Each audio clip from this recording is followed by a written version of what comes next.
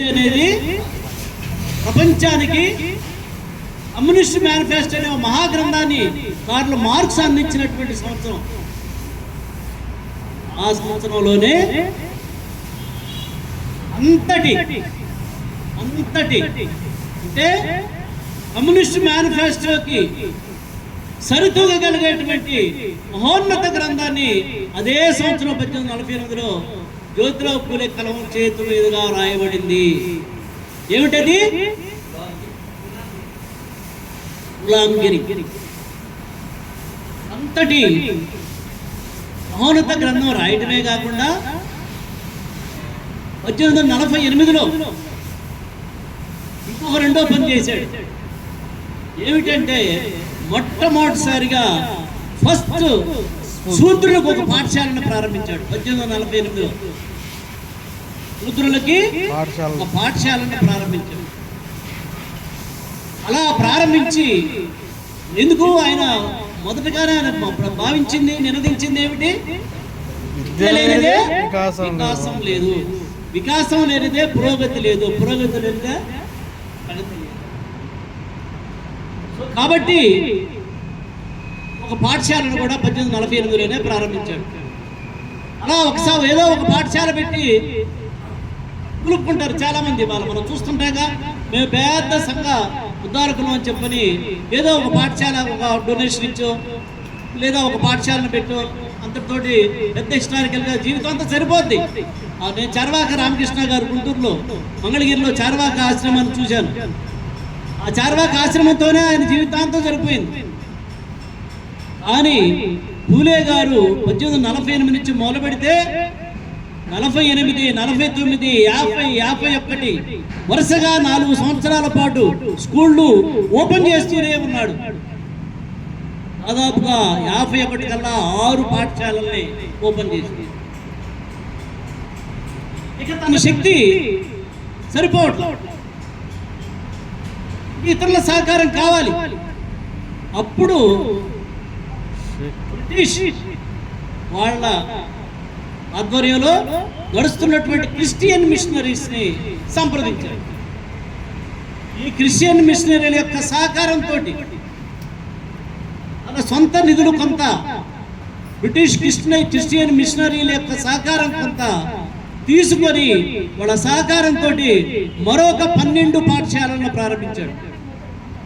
మొత్తం 18 పాఠశాలల్ని పూలే, సావిత్రిబాయి పూలే నాయకత్వంలో ప్రారంభించాడు.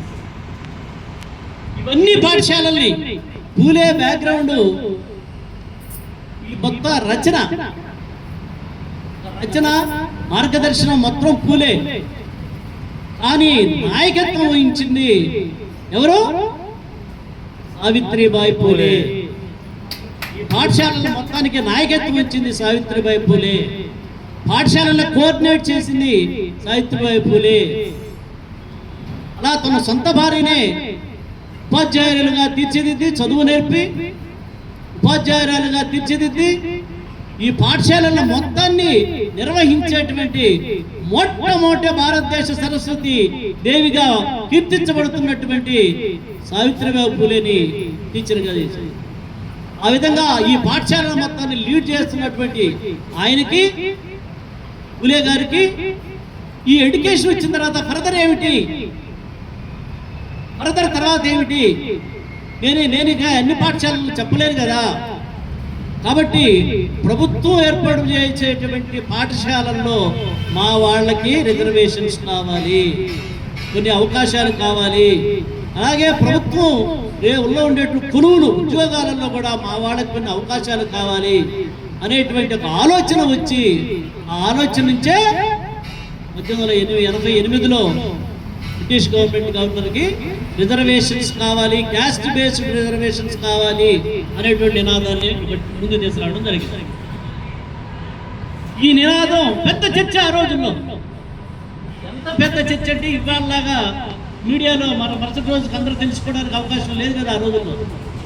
కానీ ఆ నోట ఈ నోట ఆ నోట తిరిగి దేశమంతా చర్చనీయాంశమైంది. దేశమంతా ఇలా రిజర్వేషన్స్, కులాల ప్రాతిపదిక మీద రిజర్వేషన్స్ కావాలట అని చెప్పని పులే అనేటువంటి ఆయన నాయకత్వంలో అడిగారట అని చెప్పని పెద్ద ఎత్తున చర్చ జరుగుతూ ఉంది. ఈ చర్చ అలా చేరి ఇలా చేరి ఒక మహోన్నతమైనటువంటి వ్యక్తి చెవున చేరింది. ఆయన ఎవరో కాదు, సాహు మహారాజ్, కొల్హాపూర్ సంస్థాన రాజు, కొల్హాపూర్ సంస్థానానికి రాజు అయినటువంటి సాహు మహారాజ్ చెవిలో చేరింది. చేరితే వెంటనే ఆయన బాగా రెస్పాండ్ అయిపోయి దాని మీద కొంత స్టడీ చేసి 1902లో మొట్టమొదటిసారిగా భారతదేశంలో రిజర్వేషన్ అనే ఒక చట్టాన్ని తీసుకొచ్చి 50% రిజర్వేషన్లు కల్పించినటువంటి వ్యక్తి సాహు మహారాజ్. భారతదేశ చరిత్రలో ఒక బీసీ రాజు అయినటువంటి సాహు మహారాజ్ గారు 1902లో 50% రిజర్వేషన్లు కల్పించాడు. ఇవాళ 42% రిజర్వేషన్ల కోసం మనం అడుక్కుంటున్నాం. నెలల తరబడి, సంవత్సరాల తరబడి, దశాబ్దాల తరబడి అడుక్కుంటున్నా కూడా ఇవ్వట్లేదు. కానీ సాహు మహారాజు ఒకే ఒక్క చట్టంతో 50% రిజర్వేషన్లు కల్పించాడు. అందులో 16% బీసీలకి, 16% ఇతర మతాలకు సంబంధించినటువంటి వాళ్ళ క్రిస్టియన్స్ అండ్ ముస్లిమ్స్ వీళ్ళందరికీ ఒక 16%, 8% ఎస్సీలకి, ఇంకా అదర్ దాన్ యూరోపియన్స్ అని ఇట్లా మొత్తాన్ని కలిపి 50% రిజర్వేషన్స్ ని సాహు మహారాజ్ కల్పించారు. ఇది 1902లో సాహు మహారాజ్ చేసిన పని. వెంటనే బ్రిటిష్ వాళ్ళకి అంటుకుంది. 1909లో ఎంటైర్ భారతదేశంలో ముస్లిమ్స్ కి ఈ కమ్యూనల్ రిజర్వేషన్స్ అనేవి మళ్ళీ తీసుకొచ్చారు, చట్టం తీసుకొచ్చారు. 1909లో కమ్యూనల్ రిజర్వేషన్ చట్టం తీసుకొచ్చారు. ఈ కమ్యూనల్ రిజర్వేషన్స్ వచ్చిన తర్వాత ఒక్కసారి సౌత్ ఇండియా మొత్తంలో కూడా ఇది బాగా అంటుకుంది. ఇంకా ముఖ్యంగా చెప్పాలంటే పెరియార్ నాయకత్వంలో, పెరియార్ అంటే సౌత్ ఇండియన్ కల్చరల్ సాంస్కృతిక యోధుడు, దక్షిణ భారతదేశ సాంస్కృతిక యోధుడు పెరియార్. ఈ పెరియార్ రామస్వామి నాయకత్వంలో ఆనాడు చాలా పెద్ద ఉద్యమాన్ని తమిళనాడులో బ్రేక్ చేశారు. రిజర్వేషన్ల కోసం పోరాటం చేస్తే జస్టిస్ పార్టీని ఆ రోజు అధికారంలో ఉంటే వెంటనే జస్టిస్ పార్టీ తమిళనాడు రాష్ట్రం మొత్తానికి కూడా 44% రిజర్వేషన్ చట్టం తీసుకొచ్చారు. పెరియార్ యొక్క పోరాటం ఫలితంగా జస్టిస్ పార్టీ తమిళనాడులో, జస్టిస్ పార్టీ అంటే బీసీలు ప్రధానంగా, జస్టిస్ పార్టీ వాళ్ళు అధికారంలో ఉండటం వల్ల 44% రిజర్వేషన్స్ ని జస్టిస్ పార్టీ నాయకత్వంలో తమిళనాడులో తీసుకొచ్చారు. ఇది 1921లో తీసుకొచ్చినటువంటి చట్టం. ఇలా ఈ పరిణామ క్రమం ముందుకు పోతున్న క్రమంలోనే భారతదేశానికి సైమన్ కమిషన్ అనేటువంటి ఒక కమిషన్ భారతదేశంలోకి వచ్చింది. ఏమిటి ఈ దేశంలో అణగారిన కులాల పరిస్థితులు ఏమిటి, వీళ్ళకి ఎటువంటి హక్కులు కల్పించాలి, వాళ్ళ పరిస్థితులు ఏమిటి, వాళ్ళకి ఎటువంటి హక్కులు కల్పించాలి అనేటువంటి దాన్ని అధ్యయనం చేయడం కోసంగా సైమన్ కమిషన్ అనేటువంటి కమిషన్ భారతదేశానికి వచ్చింది. బ్రిటిష్ గవర్నమెంట్ వాళ్ళ గవర్నర్ జనరల్ నియామకంతో కమిషన్ వేశారు. ఇవాళ మనకి ఉదాహరణకి మన భారత రాజ్యాంగంలో ఒక కమిషన్, భారతదేశ వ్యాప్తంగా కమిషన్ వేయాలంటే ఎవరు వేయాలి? రాష్ట్రపతి మాత్రమే కమిషన్ నియమించాలి. నేషనల్ వైడ్ గా ఏదైనా ఒక సమస్యను అధ్యయనం చేయాలంటే రాష్ట్రపతి ఒక కమిషన్ నియమిస్తారు. అలాగే ఆనాడు గవర్నర్ జనరల్ నాయకత్వంలో సైమన్ కమిషన్ కమిషన్ నియమిస్తే ఆ కమిషన్ భారతదేశానికి వచ్చింది. భారతదేశంలో అణగారిన కులాల పరిస్థితులను అధ్యయనం చేయడం కోసం, వీళ్ళకి ఎటువంటి హక్కులు కల్పించాలనే విషయాన్ని అధ్యయనం చేయడం కోసం సైమన్ కమిషన్ వచ్చింది. భారతదేశంలో ఉన్న పార్టీలన్నీ, కాంగ్రెస్ పార్టీ, కమ్యూనిస్ట్ పార్టీలు అందరూ Simon commission go back, Simon go back, Simon go back అనే ఉద్యమాన్ని పెద్ద ఎత్తున చేశారు. ఎందుకు ఒక కమిషన్ వచ్చి ఈ దేశంలో అణగారిన కులాల పరిస్థితుల్ని అధ్యయనం చేస్తారంటే గో బ్యాక్ అని ఎందుకన్నారు కమ్యూనిస్టులతో సహా? ఎందుకన్నారంటే అణగారిన కులాలకు హక్కులు ఇవ్వడం, వాళ్ళ గురించి అధ్యయనం చేయడం ఇష్టం లేదు.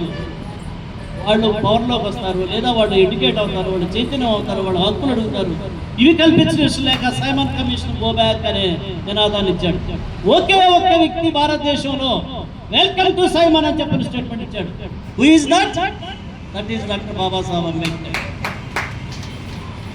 డాక్టర్ సోలంకి గారితో కలిసి, బాంబేలో ఉన్నటువంటి డాక్టర్ సోలంకి గారు అనేటువంటి వ్యక్తితో కలిసి డాక్టర్ బాబాసాహెబ్ అంబేద్కర్ ఒక డ్రాఫ్ట్ ని తయారు చేసుకున్నాడు. ఆ డ్రాఫ్ట్ ని సైమన్ కమిషన్ ఇచ్చాడు. అద్భుతమైనటువంటి అణగారిన కులాల యొక్క పరిస్థితుల్ని అడ్రస్ చేసేటువంటి ఆ డ్రాఫ్ట్ సైమన్ కమిషన్ చేతికి చేరుకుంది. అది తీసుకెళ్లి బ్రిటిష్ వాళ్ళకి ఇచ్చారు. ఇచ్చిన తర్వాత వాళ్ళు స్టడీ చేసి అప్పుడు ఒక నిర్ణయం తీసుకున్నారు. 1929, 30, 31, 1930, 31 ఈ 2 సంవత్సరాలలో మొత్తం భారతదేశంలో ఉన్నటువంటి రాజకీయ పార్టీలని, ఆయా సమూహాలకు సంబంధించిన ప్రతినిధుల్ని పిలిచి ఒక డిబేట్ చేసి అణగారిన కులాల యొక్క పరిస్థితులు, భారతదేశ పరిస్థితులను మొత్తాన్ని వాళ్ళ రిపోర్ట్ తీసుకొని చర్చించి ఏదో కంక్లూజన్ రావాలని చెప్పని వాళ్ళు రౌండ్ టేబుల్ సమావేశాలు ఏర్పాటు చేశారు 1930, 31 సంవత్సరాలలో. లండన్ కేంద్రంగా లార్డ్ మౌంట్ బాటన్ అధ్యక్షతన ఆ రౌండ్ టేబుల్ సమావేశాలు జరిగినాయి. ఆ రౌండ్ టేబుల్ సమావేశాలకి ముస్లిమ్స్ నుంచి జిన్నా, ఎస్సీ అంటే అణగారిన కులాల నుంచి ఎస్సీలుగా, ముఖ్యంగా షెడ్యూల్ క్యాస్ట్ నుంచి డాక్టర్ బాబాసాహెబ్ అంబేద్కర్, అలాగే తమిళనాడు నుంచి శ్రీనివాసన్, ఎస్సీస్ కమ్యూనిటీ 2 ఇద్దరి నుంచి, ఇంకా ఇతర కొంతమంది వచ్చారు. గాంధీ కూడా కాంగ్రెస్ పార్టీ నుంచి రావాలి. కానీ 1930లో తొలి సంవత్సరం రౌండ్ టేబుల్ సమావేశానికి గాంధీ హాజరు కాలేదు. వీళ్ళు మాత్రమే హాజరయ్యారు. గాంధీ ఎందుకు రాలేదు అంటే భారతదేశానికి కాంగ్రెస్ మాత్రమే ప్రతినిధి, కాంగ్రెస్ పార్టీ మాత్రమే ఈ భారతదేశానికి ప్రతినిధి, కాంగ్రెస్ పార్టీకి దేశానికి నేను ప్రతినిధిని. కాబట్టి కాంగ్రెస్ లేకుండా, గాంధీ లేకుండా చర్చలు ఏమిటి అని ఎగ్గొట్టాడు. అని ఎగ్గొడితే అప్పుడు వాడు చెప్పారు, నువ్వు వచ్చినా రాకపోయినా చర్చలు ఆగవు, రౌండ్ టేబుల్ సమావేశాలు జరుగుతాయని మౌంట్ బాటన్ చెప్తే అప్పుడు ఆయన ఉనుకు పుట్టి కాంగ్రెస్ లేనటువంటి, గాంధీ లేనటువంటి రౌండ్ టేబుల్ సమావేశం జరిగితే గాంధీ యొక్క ఇమేజ్ ఈ దేశంలో పడిపోతుందని చెప్పని గ్రహించి వెంటనే 2వ రౌండ్ టేబుల్ సమావేశాలకు హాజరయ్యారు. ఆ 2వ రౌండ్ టేబుల్ సమావేశాలకు హాజరైనప్పుడు అంబేద్కర్ ఏదైతే రిజర్వేషన్ల మీద భారతదేశంలో ఈ అణగారిన కులాలకి ఎందుకు హక్కులు కల్పించాలనే దాని మీద ప్రసంగిస్తే అడుగున ఆ ప్రసంగాన్ని అడ్డుకున్నాడు గాంధీ. అడ్డుకోవడమే కాకుండా చివరికి ఆడ కంక్లూజన్ గా చేసినటువంటి ఒక దీనిని చాలా తీవ్రంగా నిరసించి, ఎంత తీవ్రంగా అంటే ఇవి నా మరణంతో సమానం, నా మరణం అయినా నేను సంసిద్ధుడే తప్ప ఈ ఇచ్చేటువంటి హక్కుని నేను ఒప్పుకోను అన్నాడు. ఏమిటి హక్కు అంటే 90, 31 ఈ రౌండ్ టేబుల్ సమావేశాలు అయిపోగానే లార్డ్ మౌంట్ బాటన్ గారు ఒక ప్రకటన చేశారు. ఏమిటి ఆ ప్రకటన అంటే కమ్యూనల్ అవార్డ్. ఈ మొత్తం చర్చలను బేస్ చేసుకొని 1932లో కమ్యూనల్ అవార్డుని ప్రకటించారు. కమ్యూనల్ అవార్డు అంటే ఏమిటి? కమ్యూనల్ అవార్డు అంటే కొన్ని ఒక రకంగా రిజర్వేషన్స్, ముఖ్యంగా షెడ్యూల్ కులాలకి, ఆయన షెడ్యూల్ ట్రైబ్స్ కి ఈ కమ్యూనల్ అవార్డును ప్రకటించారు. ఈ కమ్యూనల్ అవార్డులో విద్య, ఉద్యోగ, రాజకీయ 3 రంగాల్లోనూ రిజర్వేషన్స్. రాజకీయ రంగంలో ఎలా ఉంటాయి?